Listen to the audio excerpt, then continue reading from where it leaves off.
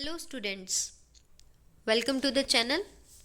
आज हम गोविंद पारेख सर की बुक का पेज नंबर 39 पढ़ने जा रहे हैं। इसमें सबसे पहला पॉइंट जो आता है वो क्या है? सर्ववाह किसे कहा है? शिरा को कहा है। किन्होंने? सुश्रुत ने। और जीवन साक्षिणी संज्ञा किसकी है? धमनी को बोला है। जीवन साक्षिणी संज्ञा किसको दी है? धमनी को दी है। और सर्ववाह शिरा को। इसके बाद हम आते हैं, मूत्र मार्ग शल्य निर्हरणार्थ यंत्र क्या है? मूत्र मार्ग शल्य निर्हरणार्थ यंत्र क्या है? सुश्रुत ने बडिश को बोला है और वाग्भट ने सर्पफण मुख कहा है। सुश्रुत ने क्या कहा है? बडिश। ये मेंशन कहाँ किया है आचार्य सुश्रुत ने? चिकित्सा स्थान के अंदर, ठीक है ना। तो वहाँ पर मूत्र मार्गगत शल्य यदि है तो उसके निर्हरण के लिए बडिश यंत्र का प्रयोग किया है, जबकि वाग्भट ने सर्पफण मुख का प्रयोग किया है। अब ये वाला पोर्शन देखते ही सबके माइंड में ये आएगा कि मूत्र मार्ग से रिलेटेड तो हम शलाका यंत्र जब हम पढ़ते हैं तो उसके अंदर एक रेफरेंस आता है, वो है मूत्र मार्ग शोधनार्थ हमें कौन सी शलाका यूज़ करनी है, वो वहाँ पर आ जाएगी मालती पुष्प वृंताग्र। वो कौन सी है? मालती पुष्प वृंताग्र। वृंताग्र इस तरीके की जो शलाका है वो किसके लिए है?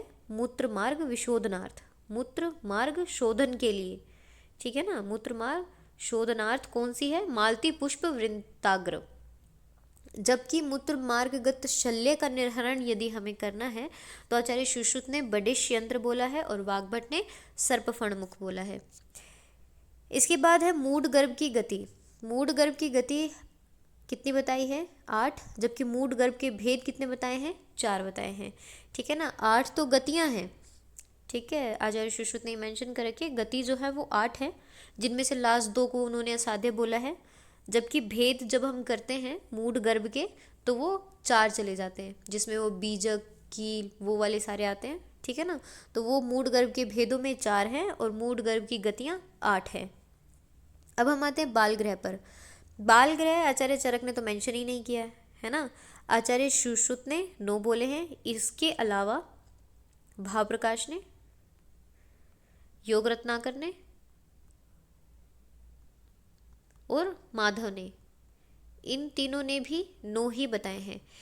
ये जो यहाँ लिख रखा है भाव प्रकाश, योग रत्नाकर, माधव, ये आप कट कर देना।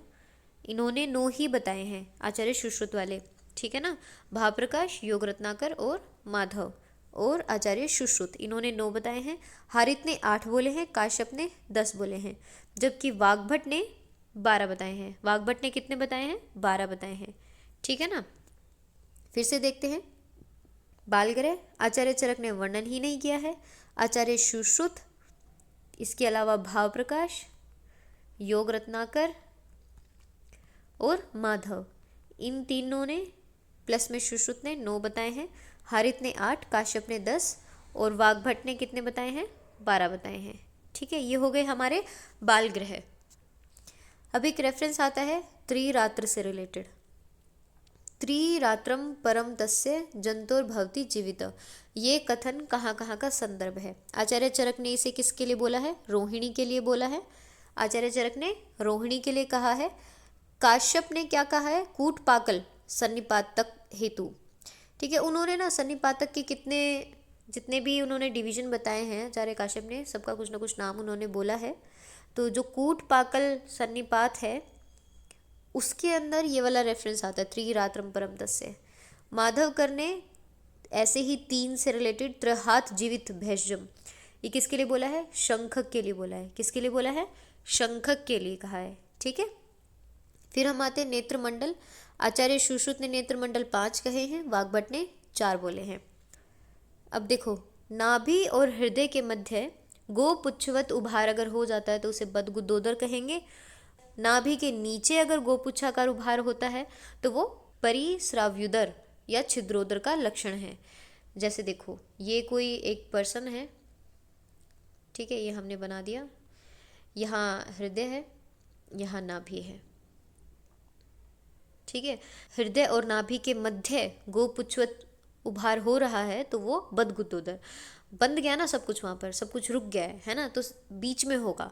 लेकिन अगर तो ऐसा उभार नाभि के नीचे देखने को मिल रहा है, तो सोचो अगर असाइटिस का पेशेंट है, ड्यू टू ग्रेविटी जो सारा का सारा वाटर कंटेंट है वो नीचे की तरफ आ जाएगा, ऐसे आपको इमेजिन करना है। तो नाभि के नीचे अगर गोपुच्छाकार उभार हो रहा है तो उसको हम प्रीस्रावोदर या फिर छिद्रोदर का लक्षण मानते हैं। ठीक है। मुष्कवत आकृति गलगंड का सामान्य लक्षण है। अलाबुवत आकृति मेदोज गलगंड का लक्षण है। फिर है आद्यमान में चिकित्सा और प्रत्याद्यमान में चिकित्सा। अगर आद्यमान में चिकित्सा की बात करें तो फलवर्ती लगाते हैं और प्रत्याद्यमान की चिकित्सा में वमन कराते हैं। अब हमको पता है कि आद्यमान जो है वो वातज व्याधि है और प्रत्याद्यमान जो है वो वात कफज व्याधि है। ठीक है ना। तो वातज में हमने क्या कर दिया, फलवर्ती लगा के वात के बंधन को तोड़ा और ठीक है मटेरियल जो है बाहर आ गया। लेकिन अगर प्रत्याद्यमान अगर हो गया है तो उसमें दोष कौन से है, वात और कफ। अब कफ प्रधान है तो कफ की चिकित्सा क्या रहती है, वमन रहती है ना। तो हम ये लॉजिक लगा के प्रत्याद्यमान के अंदर तो हम क्या करेंगे, वमन, और आद्यमान की चिकित्सा में हम फलवर्ती लगाएंगे। अब आते हैं हम नूतन गुगलू पर। अगर तो नया गुगुल है, एक नया होता है एक पुराना है, अगर नया नया गुगुल है तो वो क्या करेगा, मांस और वीर्य की वृद्धि करता है। लेकिन अगर वही गुगलू पुराना हो चुका है तो वो क्या करेगा, मांस व वीर्य का शपन करने वाला होता है। ठीक है ना। वृद्धि जो नया नया गुगलू है वो वृद्धि करता है मांस और वीर्य की, और जो पुराना गुगलू हो चुका है वो मांस और वीर्य का शपन करने वाला होता है। ठीक है। इसके बाद हम आते हैं अभ्यंग और उद्वर्तन। एक अभ्यंग है और एक उद्वर्तन है। अभ्यंग क्या करेगा, कफवात शामक होता है, और उद्वर्तन कफ मेदो विमलापक होता है। उद्वर्तन क्या करता है, कफ और मेद विमलापक है। अभ्यंग कफवात शामक है। आचार्य सुश्रुत ने और आचार्य चरक ने कुछ चक्षु से रिलेटेड और पाद से रिलेटेड, पैरों से रिलेटेड कुछ चीज़ें बोली हैं, अपन को वो देखनी है। अगर तो पाद प्रक्षालन की बात आए तो आचार्य सुश्रुत ने उसे चक्षु प्रसादन कहा है। पाद अभ्यंग की बात आए तो चक्षुष्य कहा है। चरक ने पाद अभ्यंग को दृष्टि प्रसादन और पादुका धारण को चक्षुष्य कहा है। ये कन्फ्यूजन नहीं क्रिएट करना है यहाँ माइंड में। अगर पैरों पैर अभ्यंग है, आचार्य चरक ने उसको दृष्टि प्रसादन में बोला है और पादुका धारण को चक्षुष्य कहा है, जबकि आचार्य सुश्रुत ने पाद प्रक्षालन चक्षु प्रसादन और पाद अभ्यंग चक्षुष्य, ये थोड़ा सा ऐसे अपोजिट जा रहा है। ठीक है। तो आचार्य चरक का याद हो जाएगा तो आचार्य सुश्रुत का अपोजिट है। फिर उसके बाद आते हैं हम औषधि नाम पति सोम को कहा है और औषधि अधिपति चंद्रमा को कहा है। फिर है पूर्व रूप, कुष्ठ का पूर्व रूप और वात रक्त का पूर्व रूप। अब देखो कुष्ठ में क्या है, स्पर्श अज्ञातवम अति स्वेद न वा। ठीक है, स्पर्श से रिलेटेड आ गया। ठीक है ना। जबकि वात रक्त के पूर्व रूप में क्या बोला, स्वेदो अत्यर्थम न वा कार्ष्ण्य स्पर्श अज्ञातवम।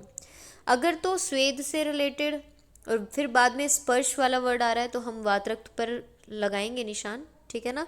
अगर स्पर्श पहले आ रहा है, स्वेदो न वा ये बाद में आ रहा है, तो हम कुष्ठ पे लगाएंगे। अब हमें क्या है कि एग्ज़ाम के अंदर पहचानना होता है। अब दोनों चीज़ें हमें सेम सेम सी लग रही हैं अगर हम मीनिंग पे जाते हैं तो, है ना। लेकिन कोटेशन जब हम उठा के देखते हैं और पेपर में कोटेशन आती है, अगर श्लोक का कोटेशन आ गया कि ये श्लोक है, आपको पहचानना है कि किस रोग का है, तो याद रखना है कि अगर स्पर्श से शुरू हो रहा है तो वो कुष्ठ का है, और स्वेद से शुरू होकर फिर स्पर्श पे ख़त्म हो रहा है तो वो वात रक्त का है। ठीक है। अब अगर बात आती है स्पर्श अग्नानाम, कुष्ठ को बोला है और उद्रा में अतिसार को बोला है। ठीक है। अब देखो ये लास्ट वाला रेफरेंस क्या है, सप्त धात्व विसर्प और द्रव्य, सप्त को द्रव्य संग्रह कुष्ठ। अब देखो कुष्ठ जो है एक रोग तो है ही, है ना। एक ड्रग का नाम भी तो कुष्ठ है, जिसको कूठ भी कहते हैं, है ना। तो ऐसे करके हम याद कर सकते हैं कि कुष्ठ एक द्रव्य भी है, ड्रग भी है। तो सप्त को द्रव्य अगर आ जाता है तो वो कुष्ठ में, और धातुओं में विसर्पण करने वाला सप्त धातु विसर्पक। ठीक है। इस तरीके से हम ये याद कर लेंगे। ये हो गया हमारा पेज नंबर 39। इसमें हमने काफ़ी सारी छोटी छोटी चीज़ें पढ़ी हैं। ठीक है। आप इसको रिवाइज कीजिए अच्छे से। Thanks for watching.